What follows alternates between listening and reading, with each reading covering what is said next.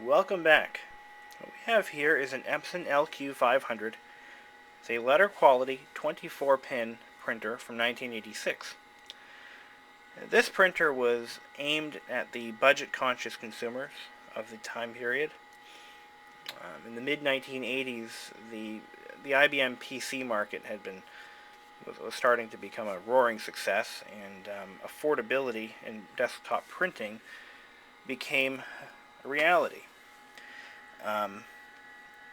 There were a lot of inexpensive printers around at that time, and Epson's entry was the LQ-500, as I said before. This is a top-feeding printer. I believe there was an optional rear feeding mechanism for this, but I can't verify that. Many printers in the lower price brackets were designed to be top feeders like this one.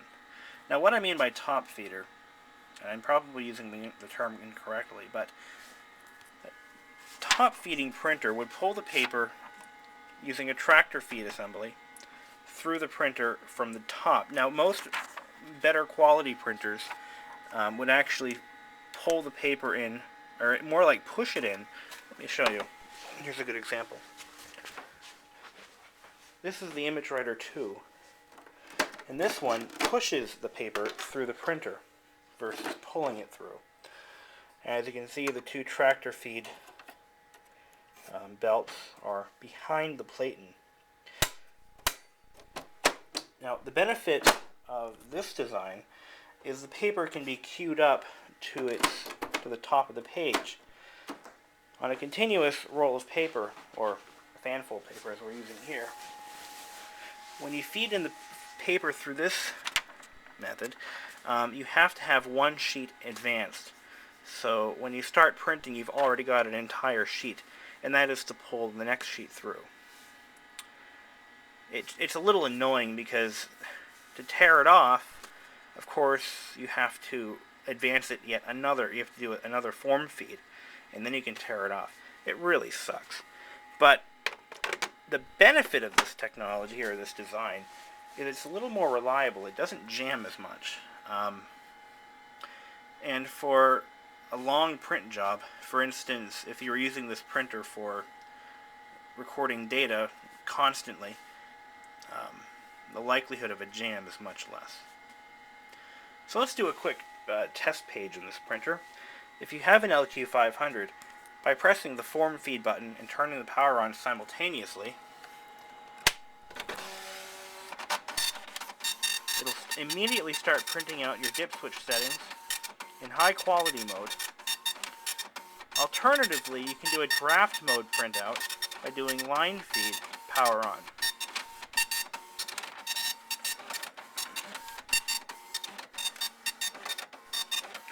And as you can definitely tell, if you're familiar with dot matrix printers, this thing is unusually quiet.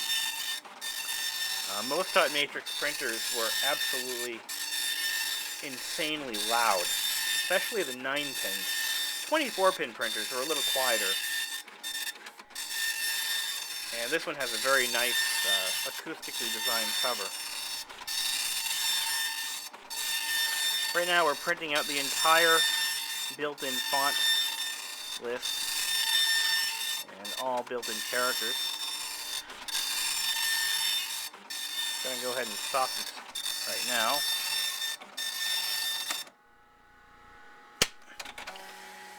Anyhow, one thing that was unusual, or maybe unusual to some of you younger people, I'm 24 and I remember this, but some of you under 20 might not.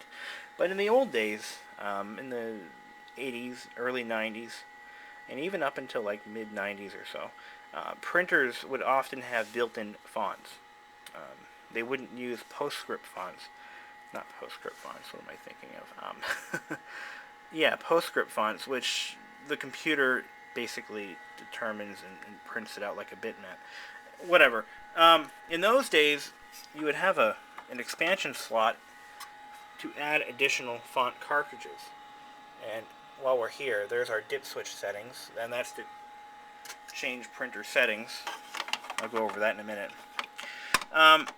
The printer has 4 built-in fonts, actually 3. Sans serif, Roman, and a basic draft font.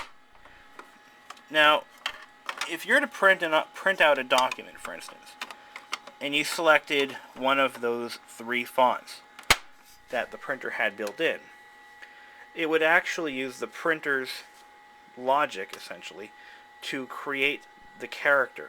Think of it as, on a daisy wheel typewriter, you would swap out the daisy wheel to whichever one that suited your preference. If you used a font that was outside of the printer's realm and it didn't understand it, it would use a draft font, just a basic, or it may not print it at all. Now,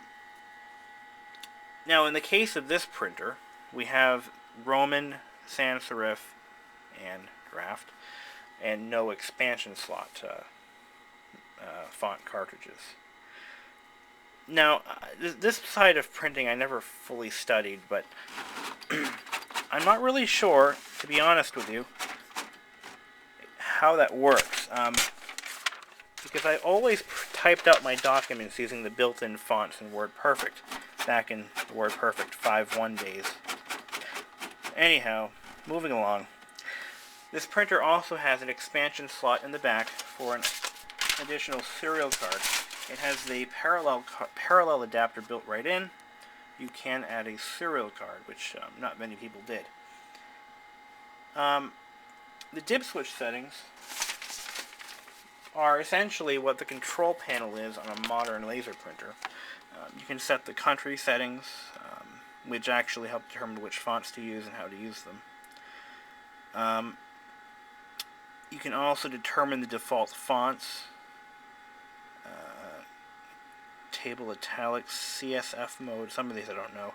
The character pitch, default is 10 pitch. Graphics printing, unidirectional or bidirectional. Bidirectional is preferable, and it's defaulted to unidirectional.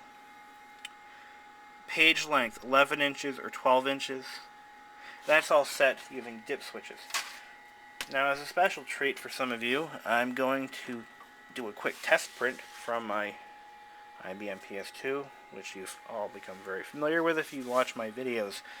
I've created a document in Microsoft Paint of a house, and we're going to print it out on a dot matrix printer.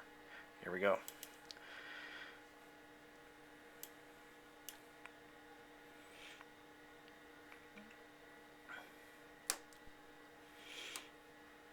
Now, I believe how that works is no matter what you print, it'll actually use the printer's built-in font, the closest to what you've used.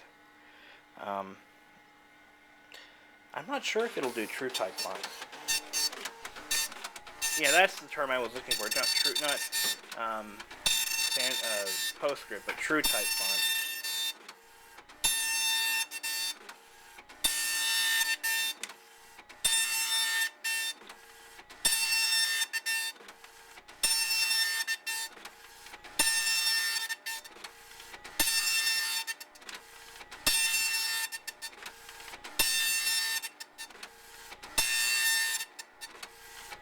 While we're printing this out,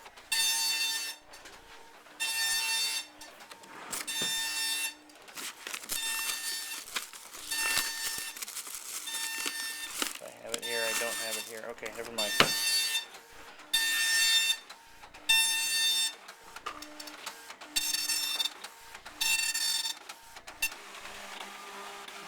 Okay, let's see where it stops. Okay, so it's continuing on to the next page, the part where I had to cut it off. Okay. And it should automatically stop at some point here. Or not. There it goes. Okay, this is all wasted space that it seems to have thought I would use up. And it stopped at a point where I can tear it off, so that's nice. There we go. And this is a 24-pin, high-quality printout from a dot matrix printer. My next video, I'm going to show you a few things that I printed out on my LQ-570 Plus that I wrote in WordPerfect back in 7th grade. Stay tuned. And I might even do a photograph. I want to try to do a photograph on this. So, again, stay tuned.